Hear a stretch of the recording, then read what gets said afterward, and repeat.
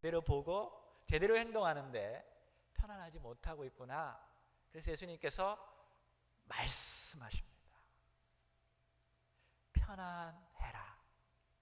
내니 나다. 여러분, 양은 목자의 음성을 듣는 줄 믿습니다. 이 시간 두려움 가운데 있습니까? 주님 말씀하셔요. 안심하라. 나다. 내가 너와 함께한다. 두려워 말라.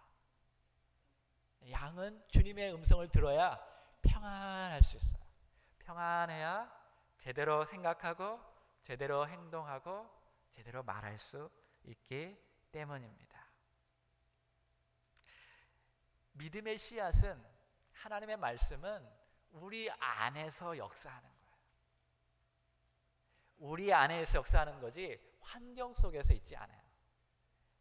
내가 말씀 가운데 믿음을 붙잡고 있을 때, 하나님의 말씀을 붙잡고 있을 때 담대하게 환경을 이기고 극복하고 만들어갈 수 있다라는 것입니다. 그렇다면 이 똑같은 풍랑 속에서 요번에 예수님은 어떻게 행동하셨을까요? 38절에 보면 예수님께서는 고물에서 베개를 베시고 주무셨어요. 정말 한가하신 예수님이십니다. 아니, 제자들은 지금 두려워 떨고 있고요. 거대한 풍랑이 일어나고 비는 막 쏟아지고 물들이 지금 배 위에 가득 차는데 베개를 베고 잠을 주무셨어요. 천둥이 막 치면 그 천둥 소리와 함께 예수님은 코를 거셨는 것 같아요. 그러니까 잠에서 안 깬 거예요. 어쩌면 하루 종일 주의 말씀을 증거하다 너무 피곤해서 잠을 잤을 수도 있어요. 근데 제 생각에는 예수님께서 그 안에 평안함이 있었어요.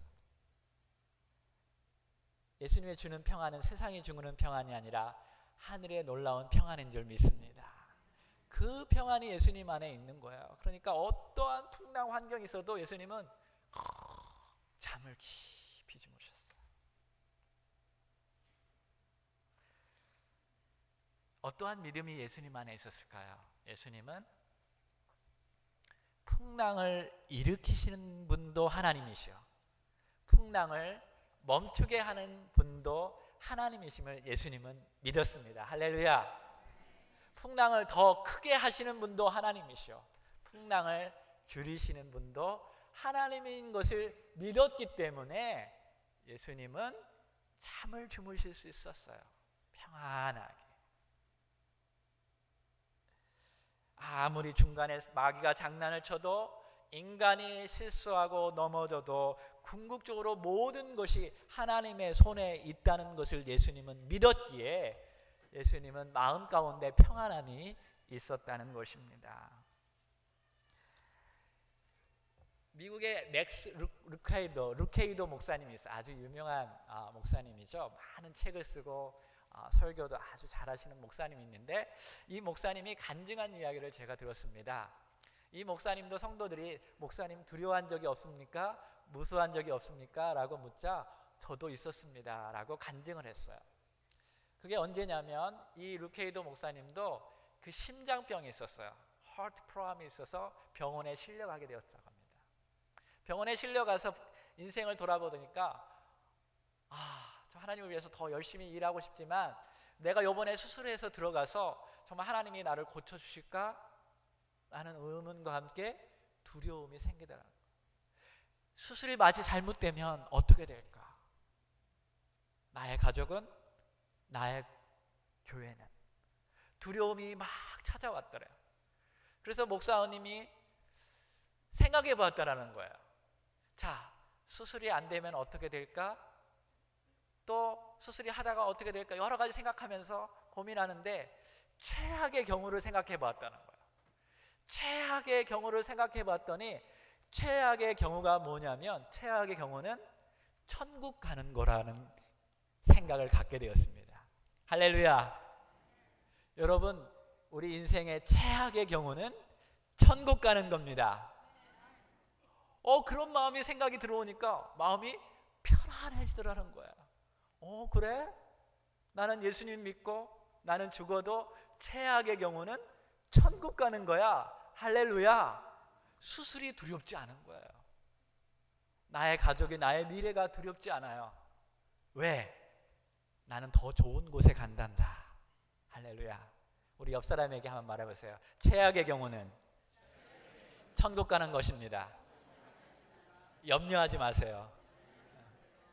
나 죽어도 염려하지 마. 천국 가는 거야. 할렐루야. 이러한 담대함이 어디서 와요? 예수 그리스도를 믿는 사람들은 이런 담대함이 있어요. 할렐루야. 예수님께서 이 더 좋은 천국을 우리를 위해서 준비하고 계신 줄로 믿습니다. 두 번째로는요, 환경을 바꾸는 기도에서 나의 믿음을 키워달라고 기도하시기 바랍니다. 39절 40절에 보면 예수께서 깨어 바람을 꾸짖으시며 바다더러 이르시되 잠잠하라 고요하라 하시니 바람이 그치고 아주 잔잔하여지더라. 이에 제자들에게 이르시되 어찌하여 이렇게 두려워하느냐? 너희가 어찌 믿음이 없느냐 하시니. 오늘 본문에서 예수님께서 꾸짖는 내용이 나오는데요, 이 똑같은 내용이 마태복음, 마가복음에 있어요. 근데 약간 달라요. 이 마가복음은 바람을 먼저 꾸짖은 다음에 제자들의 믿음이 없음을 꾸짖으셨어요. 근데 마태복음은 먼저 풍랑을 이룬 것을 꾸짖으신 다음에 예수님의 제자들을 나무르셨습니다. 약간 다른데 아마 제자들이 이 마태라는 제자도 있고 마가라는 제자가 있는 똑같은 배 속에 있었는데 너무 두려워서 무엇을 먼저 했는지 몰랐던 것 같아요. 마태는 그렇게 기록하고 마가는 그렇게 기록했어요. 아무튼 중요한 것은 풍랑이 중요한 게 아니라 우리들 안에 있는 믿음이 중요하다는 것을 보여주고 있습니다. 꾸짖다라는 이 단어는 예수님께서 귀신을 꾸짖어서 내쫓을 때에도 똑같은 이 단어를 사용하셨어요. 무슨 말입니까? 귀신은 여러분 풍랑 속에 있는 게 아니에요. 어디에 있냐? 우리 안에서 역사했어요. 우리 안에 있다라는 것입니다. 인생의 문제는 내 환경 속에 있는 것이 아니라 내 생각 속에 있는 거예요. 내 생각 속에 있는 거예요. 그러니까 여러분 기도할 때 하나님 나의 환경을 바꿔주세요 라고 말하기 전에 하나님 내 생각을 바꿔주세요, 내 마음을 고쳐주세요 라고 먼저 기도 드리시기 바랍니다. 메리큐스 마네라는 부인이 있었습니다. 남편은 가게가 부도가 났어요. 그래서 재산을 다 잃고 뱅크럽시가 됐습니다. 그리고 도망가 버렸어요. 갑자기 재산을 다 잃고 땅바닥에 내려앉는 처지가 되어버렸습니다. 아이들은 돈이 없어서 문방구에서 연필을 훔치다가 들켰습니다. 그래서 학교에서 퇴학을 당했어요. 그래서 이렇게 사는 것이 의미가 없다. 그래서 자녀들을 데리고 자녀들을 재웠습니다. 그리고 이제 인생을 여기서 끝마치자. 그리고 가스를 켜고 가스가 새어나게 하면서 아이들을 재웠습니다. 이제 내 인생은 여기서 끝이야. 그렇게 하고 몽롱해지고 있는데 갑자기 무슨 소리가 들렸습니다. 찬양의 소리였습니다. 옆집에 어느 목사님과 누가 신방하러 간 것 같아요. 그래서 거기서 찬양이 불러졌습니다. 그 찬양의 소리가 이 여인한테 들렸어요.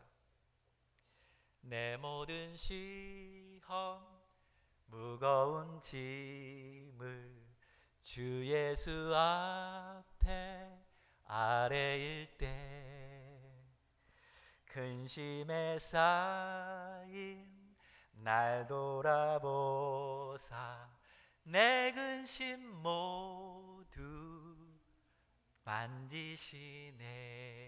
이런 찬양이 들려오기 시작했어요. 그러자 갑자기 내가 지금 이 환경의 어려움 때문에 죽고자 생각했는데 내가 기도하고자 하는 생각은 한 번도 안 했어. 기도해야겠다라는 생각을 갖기 시작했습니다. 그래서 자녀들을 깨워서 자녀들을 밖으로 내보내고 가스를 다 잠궜습니다. 그리고 나서 하나님께 기도했어요. 하나님, 내가 죽는 것만 생각했지 하나님께 기도하는 것을 한 번도 생각하지 못했어요. 하나님, 한 번만 기회를 주신다면 제가 하나님 인생을 다시 주님과 함께 살아가기를 원합니다 라고 기도를 하는데 눈물이 막 왈칵 쏟아지고 마음에 용기가 생기더라는 거예요. 그래서 아이들과 더불어서 집을 팔고 시골에 아주 조그마한 집을 사서 들어가서 거기서 최선을 다해서 살았습니다. 아이들이 자라서 아이들이 유능한 지도자들이 되었고 이 여인은 사람들에게 많은 영향력을 끼치는 신앙인이 되었습니다. 그리고 나서 그녀가 남긴 자서전에 글이 있어요. 그 책의 이름이 근심이여 안녕이라는 책입니다. 거기에다가 이 여인이 이렇게 글을 남겼다고 합니다. 죽을 수 있는 용기를 가진 자들이여, 하나님 앞에 기도할 수 있는 용기로 바꾸세요. 100번의 탄식보다 한 번의 기도가 당신에게 기적을 가져다 줄 것입니다. 100번의 절망보다 한 번의 믿음이 당신의 운명을 바꾸어 줄 것입니다. 세 번째, 예수님의 모습 속에서 우리가 배울 수 있는 것이 있습니다. 그것은 기도의 동산에 오르는 것입니다. 예수님께서 우리 제자들에게 두려워 말라라고 말씀을 많이 하셨어요. 근데 어떤 사람이 이렇게 물어볼 수 있을 것입니다. 그렇다면 두려워하는 것은 모두 다 의심입니까? 두려워하는 것은 다 잘못된 것입니까? 아니에요. 두려워하는 것은 좋은 사인일 수도 있어요. 위험에 대해서 두려워하는 것은 좋은 사인이에요. 그것을 방지할 수 있기 때문입니다. 그러나 그 두려움이 우리의 영혼 가운데, 우리의 마음 가운데 가득 채워서 그 두려움이 잘못된 생각을 갖게 하고 잘못된 판단을 갖게 하고 하나님이 원하시는 일을 하지 않고 엉뚱한 곳으로 마음이 바뀌어질 때에 그 두려움이 잘못된 거예요. 성경에 보니까 예수님도 두려워하셨어요. 예수님 두려워하셨어요. 십자가를 앞두고 예수님이 두려워하셨어요. 기도의 동산에 올라가셨습니다. 기도의 동산에 올라가셨어요. 두려울 때 여러분 기도의 동산에 올라가시기 바랍니다. 간절히 기도했어요. 하나님, 주님, 이 잔을 내게서 옮겨 주옵소서. 간절히 기도했어요. 그 기도하는 모습들을 제자를 보면서 예수님이 얼마나 간절히 기도했냐면 땀방울이 핏방울처럼 변했다라고 말하고 있어요. 정말 인간이 거대한 충격과 아픔과 고뇌 속에서 간절히 기도할 때 이 땀이 나오는 이 땀샘이 이게 피가 나올 수도 있대요. 아주 절망하고 절규가 있을 때 예수님에게 그러한 것이 있었어요. 두려움이 찾아왔을 때 예수님이 어떻게 하셨냐면 간절히 기도하셨어요. 첫 번째, 예수님 순간적인 어려움과 두려움이 찾아올 때 여러분 간절히 기도하시기 바랍니다. 두 번째로는 예수님은 구체적으로 기도하셨어요. 뭉뚱그려서 기도한 적이 없어요. 이 잔을 내게서 옮겨 주옵소서. 예수님은 구체적으로 자신의 기도 제목을 하나님께 올려서